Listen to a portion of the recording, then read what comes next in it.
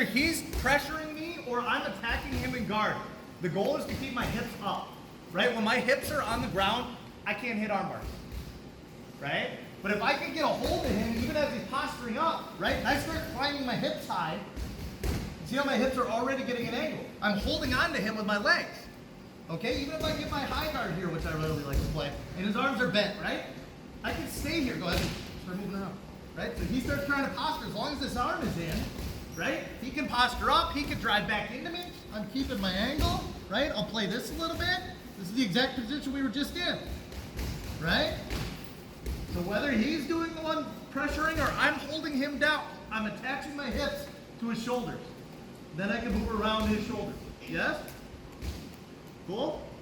All right, so we're gonna go back to the first one, right? Whether I trapped him or he did it, either way, I don't care, right? Like I said, new people tend to crush your head and then they try to push on your knee for a while, especially in MMA. Makes my life easy. I just keep that foot high, start coming underneath, right? At this point, he's getting swept, so he pulls his weight back.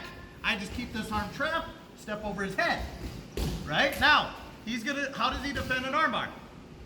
Pull it out. Nope. He tries to pull his arm out right now, I'll snap it. I'm being nice right now, but normally I'd be fighting, right? He needs to bend me back in half, right? So he starts putting pressure back on me again. I switch those hips, I can sweep him, but he does a good job of keeping his butt down, right? So as he starts to defend, yep, he's pulling his arm in, he's getting in defense, he pulls that out, I'm gonna pull my leg over and get my hips up nice and high on his shoulder. Now it's his choice if he still wants to pull that arm out. I can still finish that arm bar from here, but what happens if he pulls his arm out? Boom, head, angle, triangle. Okay?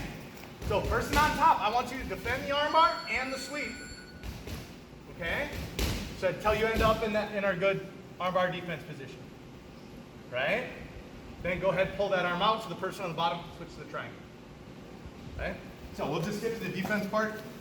You guys will keep working on the beginning, but I go for an armbar on Paulo. He crosses his arms, right? Grabs his bicep, steps up with his rear leg behind my butt, yep, and sits down on his top leg.